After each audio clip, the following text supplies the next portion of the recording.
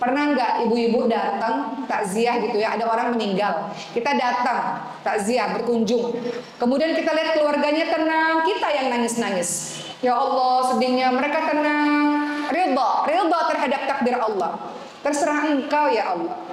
Tugasku ini di dunia ini udah menjalani saja semua takdir sedih, takdir bahagia, terserah.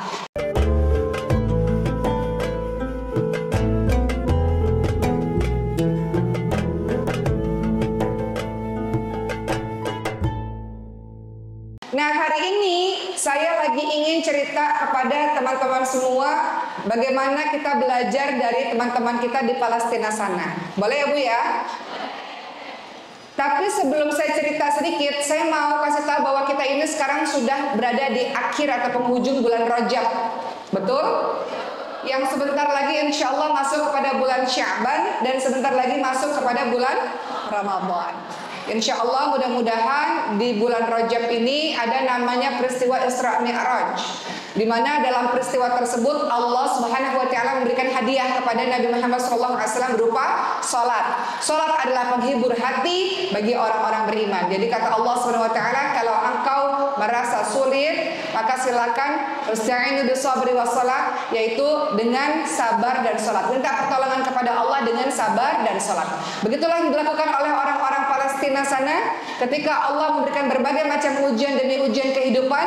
Mereka senantiasa menjadikan Allah sebagai pegangan dan sabar sebagai pendamping mereka sehari-hari.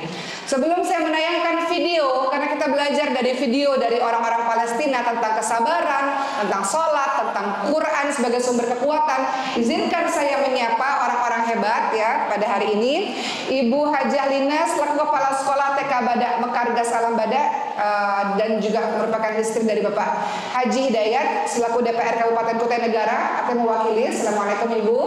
Kemudian Ibu Hadirah Ketua TPPKK Desa Gas Alam Badak, kemudian Ibu Sekretaris Desa Gas Alam Badak, Staf Desa Gas Alam Badak 1, kemudian Ibu Hajah Marfu'ah, kemudian Ibu Sri Mariati, Ibu RT 18 Desa Gas Alam, Ibu Hajah Akmil, Ibu-ibu Majelis Ta'lim sekecamatan Muara Badak, dan keluarga besar Yayasan Pendidikan Insan Mandiri, jemaah yang tidak bisa disebutkan satu persatu.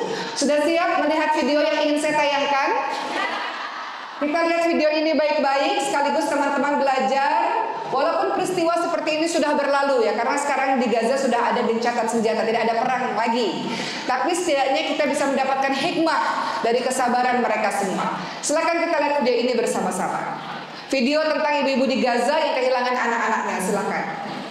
Sambil nunggu video, ibu-ibu sehat? Sore-sore biasa ngapain ini? Masak, Masya Allah. Udah pada mandi belum? Belum. Dari siang di sini ya. Oke, kita lihat dulu ketika peristiwa 1 tahun lebih ya, teman-teman kita di Gaza mengalami kesulitan yang luar biasa. Kita lihat bagaimana kehilangan mereka. Tolong diberikan suaranya, Ustaz. Dan bagaimana mereka menyikapi ujian-ujian kehidupan.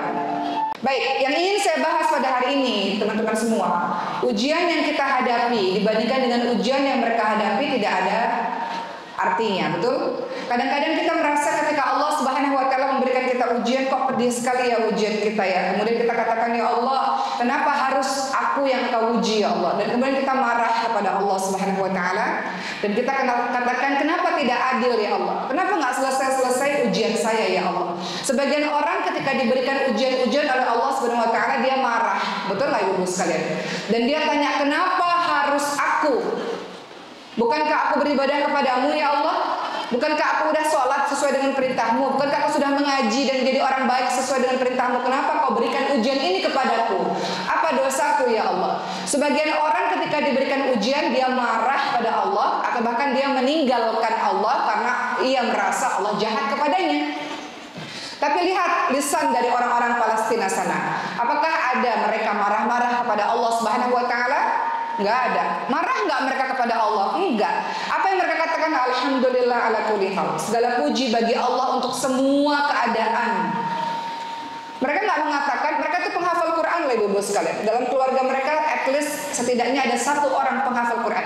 Apakah mereka mengatakan, saya sudah menghafalkan Quran ya Allah, kenapa engkau takdirkan ini kepada saya? Kenapa engkau jahat sekali? Kenapa engkau menghancurkan rumah-rumah kami, menghancurkan masjid-masjid kami. Kenapa Engkau biarkan orang-orang atau Zionis tersebut merusak kami dan sebagainya? Apakah mereka mengatakan demikian? Tidak.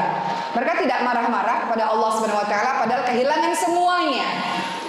Kehilangan semuanya, kehilangan anak, mungkin suami, mungkin harta, mungkin semuanya nggak bersisa sama sekali.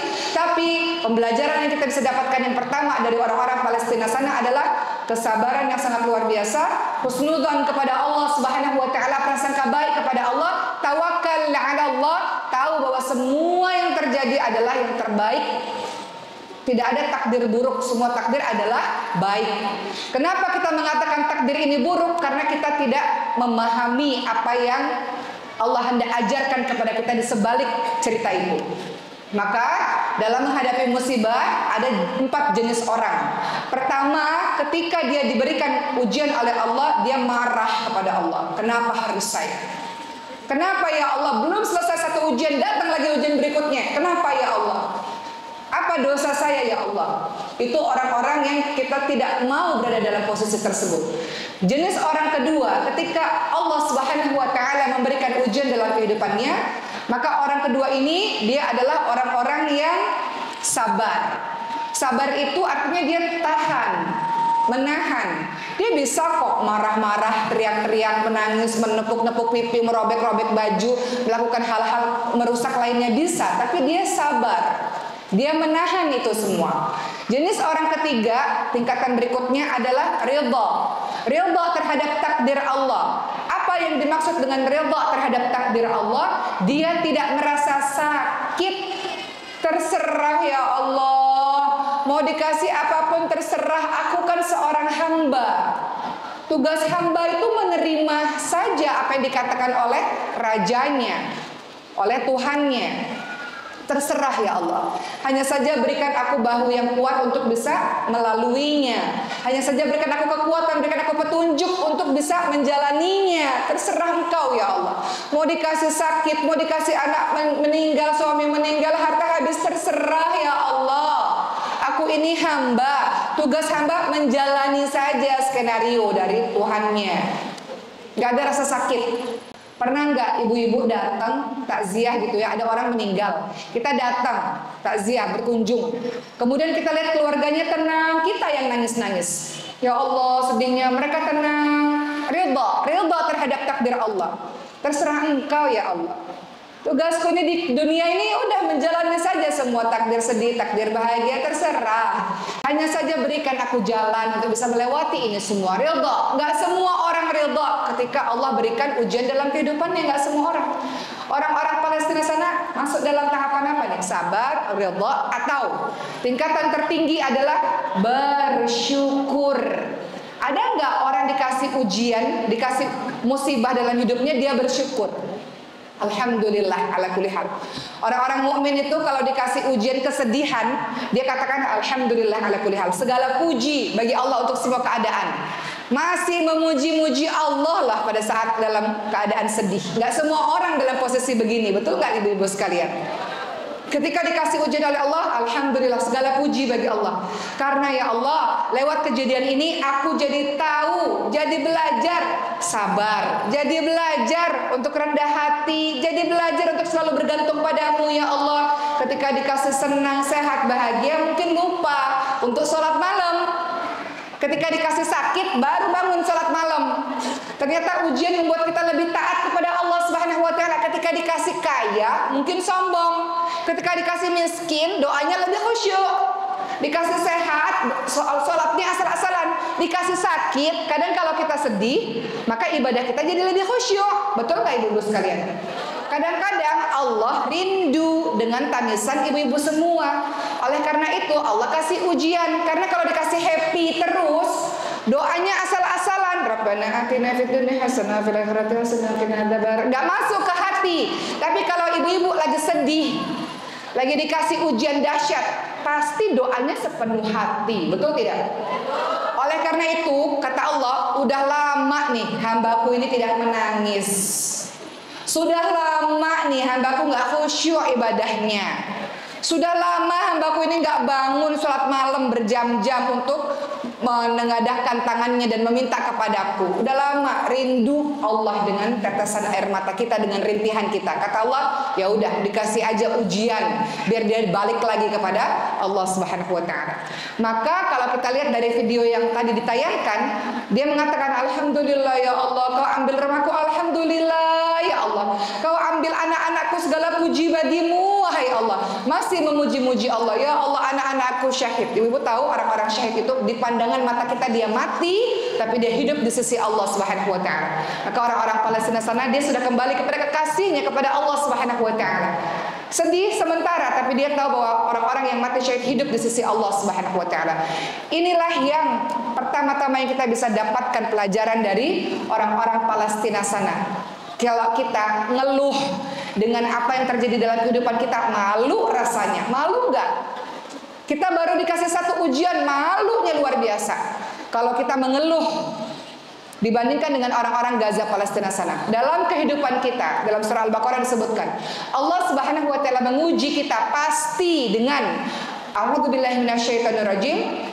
وَلَنَبْلُوَنَّكُمْ بِشَيْءٍ مِنَ الْخَوْفِ وَالْجُوعِ وَنَقْصٍ مِنَ الْأَمْوَالِ وَالْأَنْفُسِ وَالثَّمَرَاتِ وَبَشِّرِ الصَّابِرِينَ. Itu surah Al-Baqarah ayat ke-155. Dan kami pasti akan mengujimu, kata Allah Subhanahu wa taala, dengan ketakutan, kelaparan, kekurangan harta, kekurangan jiwa, kekurangan buah-buahan, dan sampaikanlah berita bagi orang-orang yang sabar. Siapakah orang-orang yang sabar itu? Alladzina idza asabatu musibatun qalu inna lillahi wa inna ilaihi raji'un. Mereka orang yang sabar ialah ketika mereka ditimpa musibah dia katakan, sesungguhnya kamilah milik Allah dan kepadanya lah kami kembali. Kita ini punya Allah, harta-harta kita punya Allah, keluarga kita punya Allah, bahkan diri kita juga punya Allah. Artinya kalau pemiliknya mau ambil kapan aja, ya suka-suka pemiliknya, betul Bu? Kenapa kita sedih berlebihan? Karena kita merasa hal itu punya kita. Kalau kita bersandar pada diri sendiri, kira-kira kuat nggak? Ibu-ibu punya masalah, ibu-ibu mengandalkan diri sendiri, kuat nggak? Ternyata toh selama ini ibu-ibu masih bertahan dan melanjutkan kehidupan, padahal kemarin ujiannya dahsyat.